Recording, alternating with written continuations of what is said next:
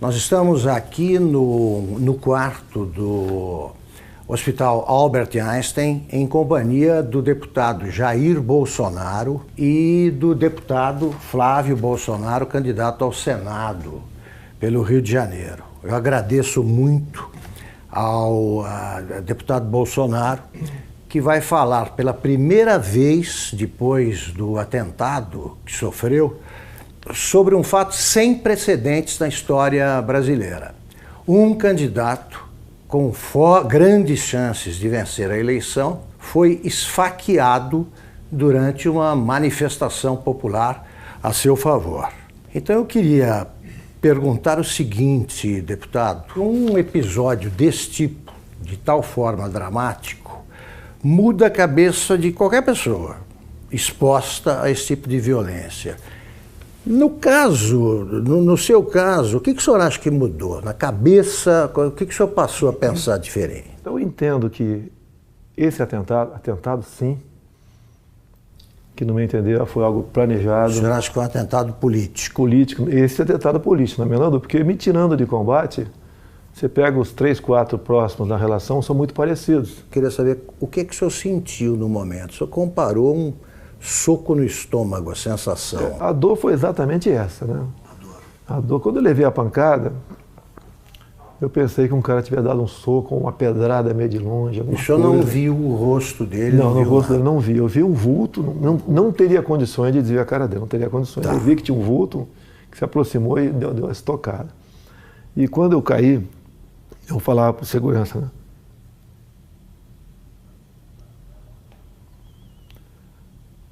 Foi uma porrada no estômago. Porque eu olhei aqui, levantaram a camisa, tinha um cortezinho, mas não sangrava. Foi uma porrada no estômago. Começou a passar o tempo, igual aquela bolada que tirava no futebol. E a dor não passava. E eles já estavam, os seguranças foram excepcionais, né? Os colegas meus da Polícia Militar, da Polícia Federal, tinha mais gente de outros órgãos, com toda certeza. Me levaram rapidamente para o hospital. Bem, o que eu fiquei sabendo lá no hospital? Na Santa Casa de Juiz de Fora.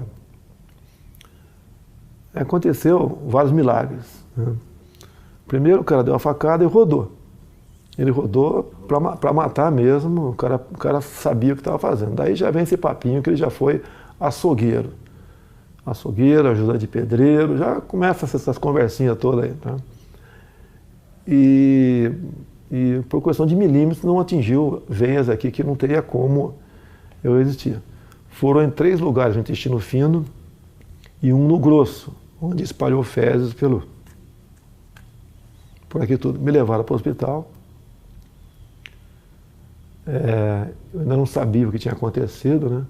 Bem, resumindo, foi drenado mais de 2 litros de sangue, 35 pontos, levei aqui, abriram tudo, botaram tudo para fora. Me disseram que eu acordei 2 vezes durante a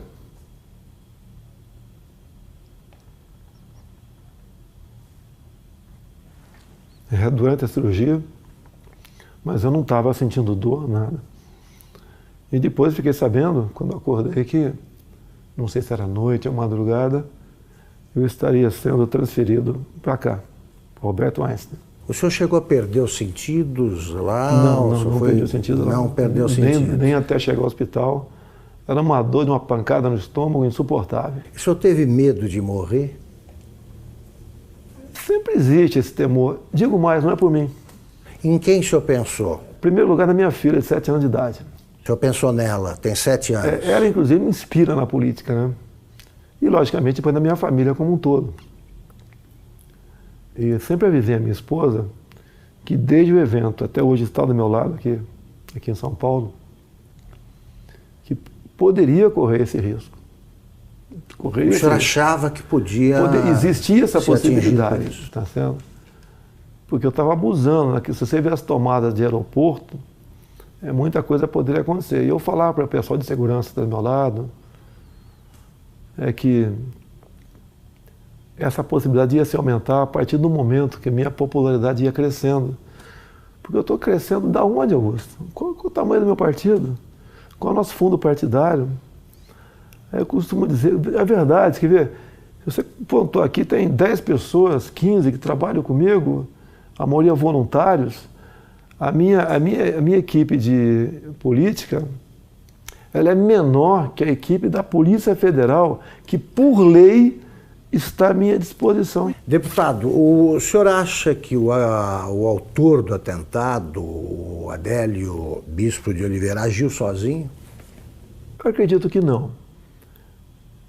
Ele não é tão inteligente assim, não. Né? Com um ato como aquele, a tendência natural é ser linchado.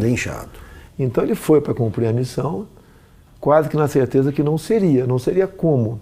Teria gente ao lado dele.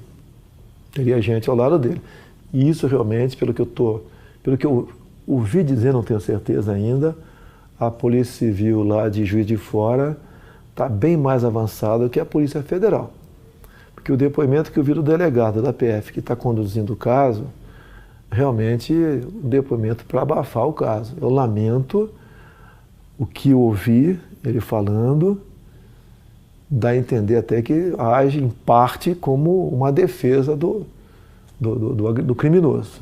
Então, isso não pode acontecer. Eu não quero que inventem um responsável, longe disso. Quer que apurem o caso. Eu falar que tal partida, tal não sei o quê, não. Dá para apurar o caso, dá para apurar. Tem uma passagem dele pela Câmara, ou melhor, uma passagem falsa dele pela Câmara, no dia 6 de setembro. Quando tu vai na Câmara, ô Augusto, você se identifica, eu estou no anexo 4, no gabinete tal. Ou é fotografado. Tal. É fotografado. Então quem foi que... Isso seria um álibi no futuro, que se não fosse pego ali, não, ele esteve na Câmara.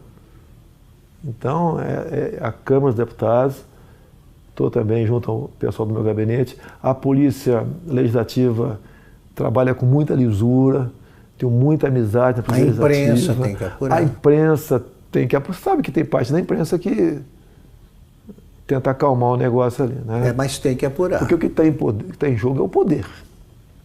Eu chegando lá, nós quebraremos o sistema. Não é na ignorância, não. É na lei.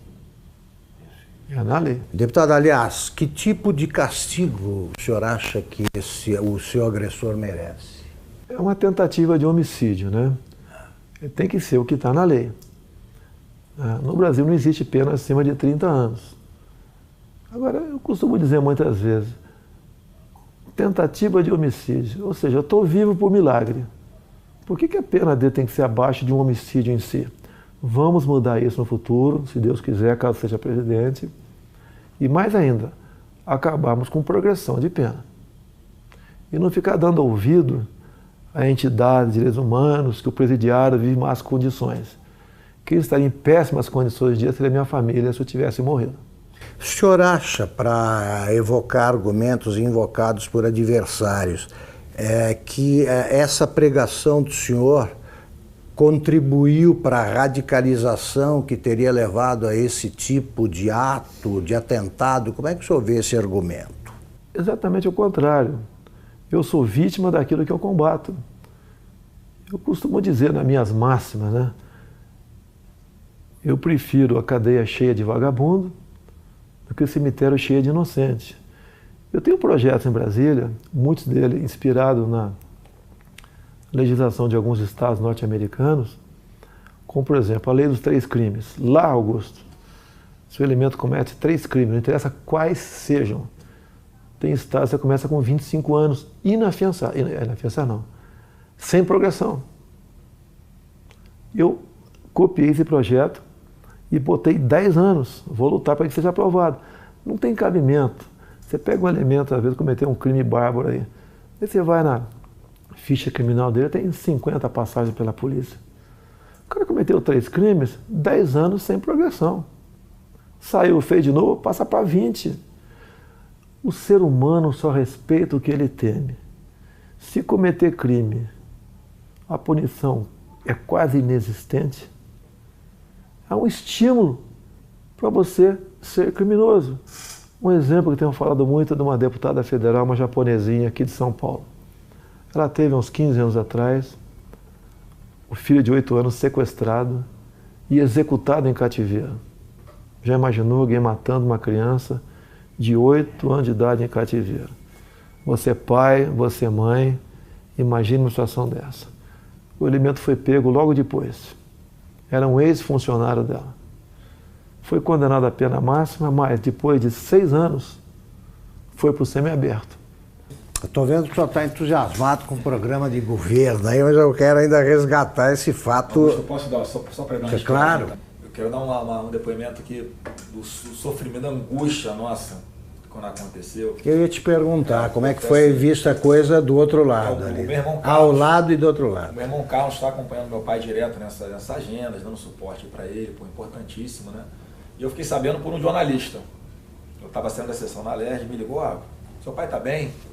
Eu fiquei sabendo que tentaram dar uma facada nele lá em Juiz de Fora. Você estava onde? Eu estava na LERJ. Aí quando ele percebeu que eu não sabia o que tinha acontecido, ele falou assim para mim, pode ficar tranquilo que, pelo que eu sei, não foi nada grave não. Foi um sentimento que eu não tinha sentido antes. Eu subi, fui no gabinete de um deputado, que eu estava indo para conversar com ele, um deputado evangélico. Rapaz, quando eu cheguei lá, tinha uns 15 pastores no gabinete dele. E eu não sei porque eu me deu uma vontade, eu comecei a chorar muito, explicando o que tinha acontecido, sem saber o que tinha acontecido, né? E aí, você não sabia? Não sabia, mas eu chorava com medo do que pudesse acontecer, mas tinha certeza que não ia acontecer o pior. Pressentiu? Tinha certeza que não ia acontecer o pior. Mas pressentiu que podia ser fiz aquela oração, todo mundo ali, pela saúde dele.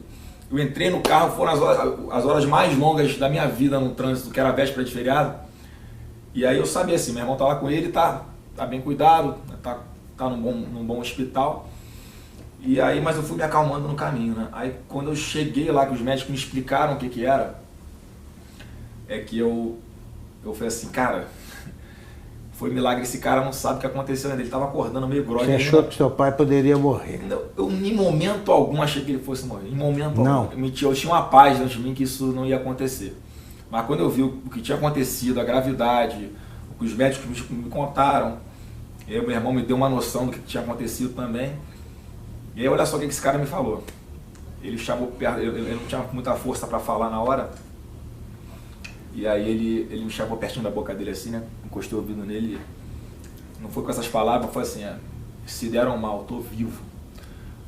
O cara no momento desse não tá pensando na saúde dele, tá pensando no todo, no que ele representa. Então, eu tenho cada vez mais orgulho dele. Muito. E agora tá aliviado. É um choro de alívio, né? E certeza de que Deus está preparando uma coisa muito grande para o nosso Brasil e está usando o cara aí.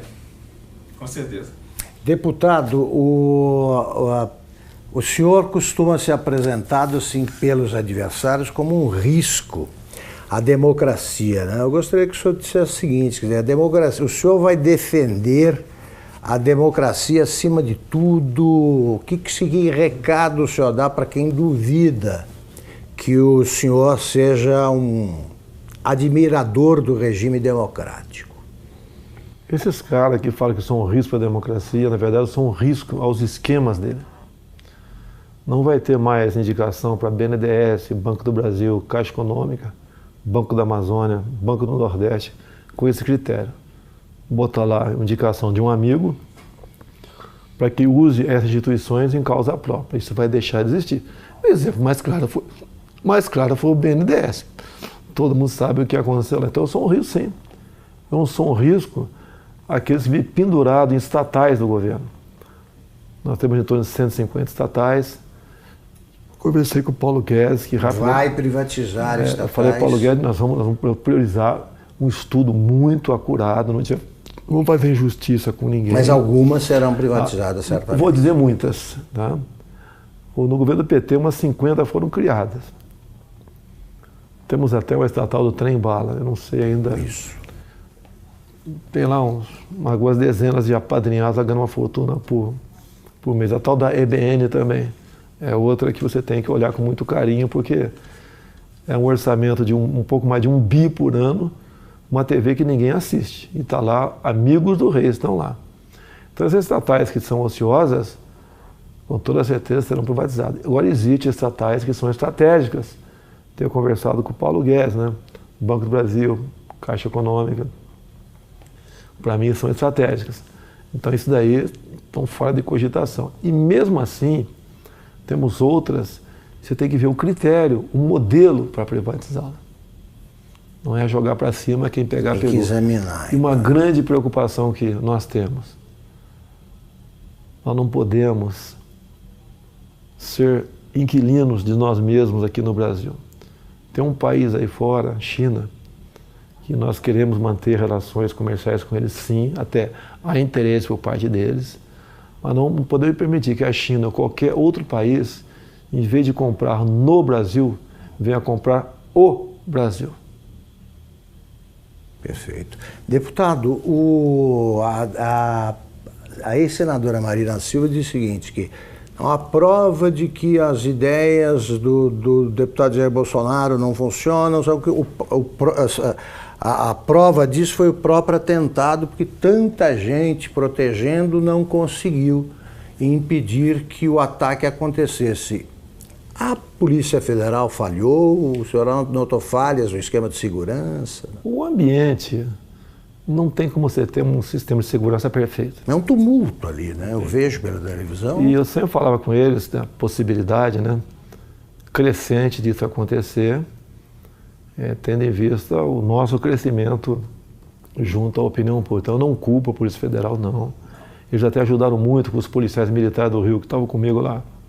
Isso vai evitar, evidentemente, esse tipo de manifestação. Não, eu até as eleições, eu estou em alta até o dia 31. Sim. E a recomendação, eu não posso sair de casa. Se eu levar um esbarrão na rua com a situação que eu estou aqui, pode botar tudo a perder. Então eu não posso ir para a rua, realmente. Eu peço a compreensão dos amigos. Pretendo, a partir do dia 1º, agora, em todo o horário eleitoral gratuito, fazer uma live e conversar com o pessoal sobre as eleições. A última que fizemos, chegou live, né, ao vivo, está 275 mil pessoas presentes. Então está com uma aceitação muito boa, porque eles acreditam que a nossa proposta sempre é a verdade acima de tudo. E o Brasil também, né, como o nosso alvo principal, ninguém entende como um país que tem tudo como esse, ser o que é. Se você vê, você olha para o Japão, Coreia do Sul, para Israel, olha o que eles não têm, olha o que eles são. Olha para cá o que nós temos, o que nós não somos. Agora, a solução disso passa pela não aceitação da indicação política. O senhor pode chegar à presidência sem equipe e sem gente até para compor o ministério. O senhor vai aceitar a adesão o que o senhor vai estabelecer como pré-requisito para aceitar o apoio de outro partido? O senhor aceitaria do Centrão, por exemplo? Não vai existir isso aí, Augusto. Não vou dizer que tem bons parlamentares em vários partidos e tem gente honesta dentro da Câmara também, tá? Mas não será esse o critério, é a competência. Eu quero, por exemplo, um ministro da Ciência e Tecnologia voltado para a pesquisa, para a inovação. O senhor não sabe quem é?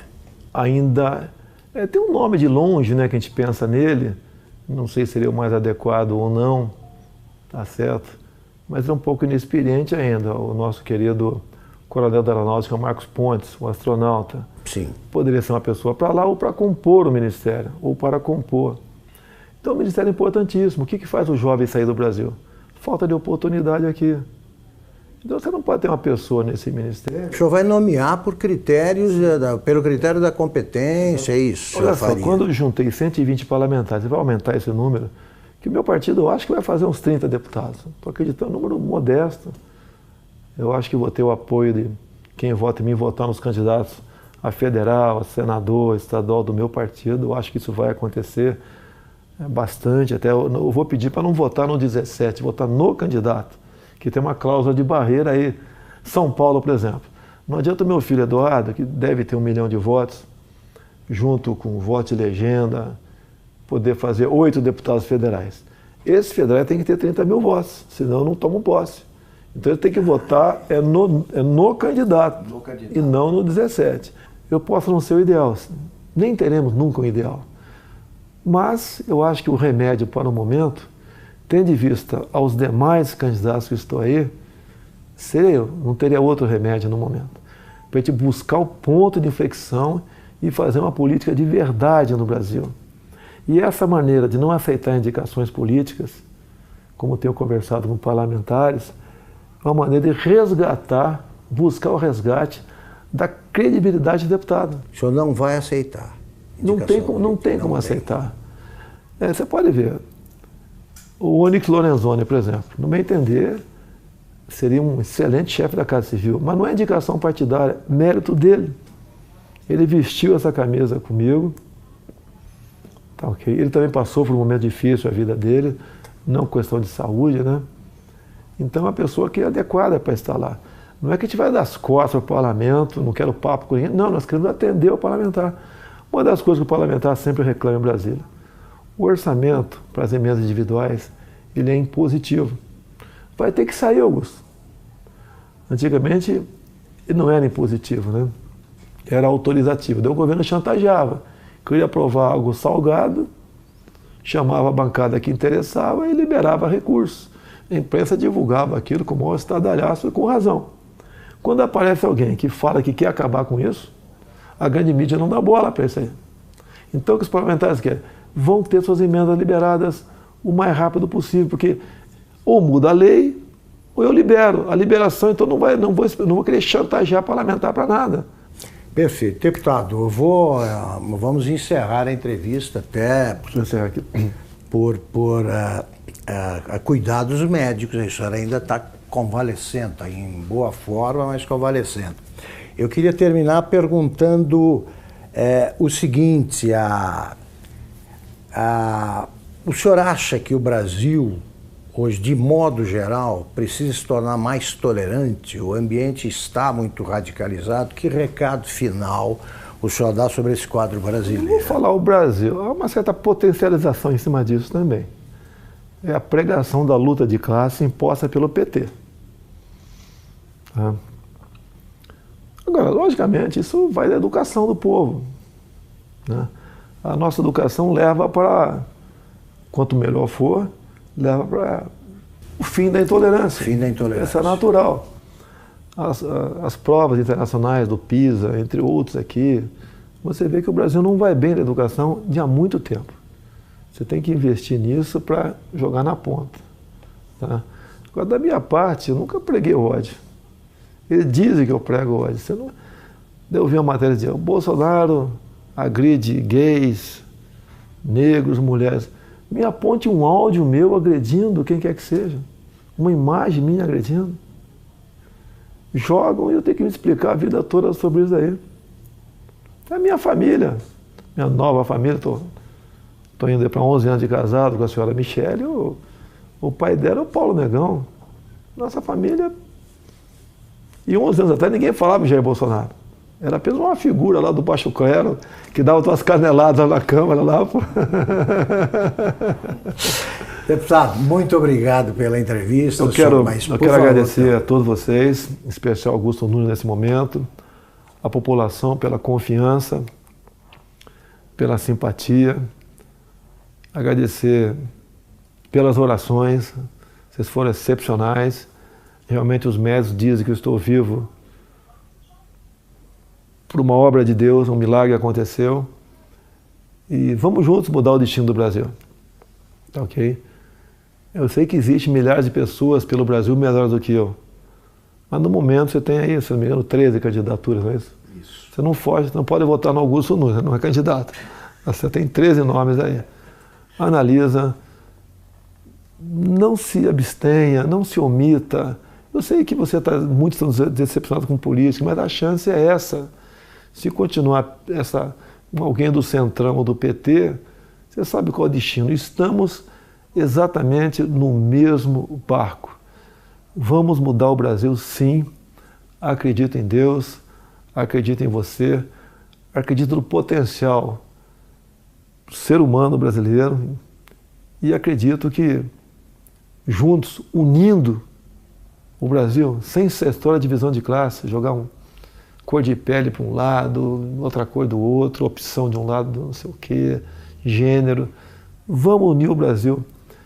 Na economia, vamos desburocratizar, desregulamentar. A proposta do Paulo Guedes do imposto de renda, até falei, está sendo ousada. A proposta dele é a seguinte: quem ganha até 5 salários mínimos não paga imposto de renda. E dali para frente, uma alíquota única de 20%. A União perderia arrecadação, sim. Mas o gás que você daria para as empresas, para os comerciantes, produtores rurais para empregar gente, desonerando a folha de pagamento, compensa muito. A Inglaterra fez um plano semelhante há 20 e poucos anos atrás. Com o Trump agora ele fez a mesma coisa. Se não me engano, está baixando para 20% o imposto das empresas, né? Isso. Então, deu certo. Não precisou mais exportar empresas para país vizinho mais ao sul ali para produzir alguma coisa. As empresas estão voltando para os Estados Unidos e vamos mexer na economia nessa hora, sem sacrifício para ninguém.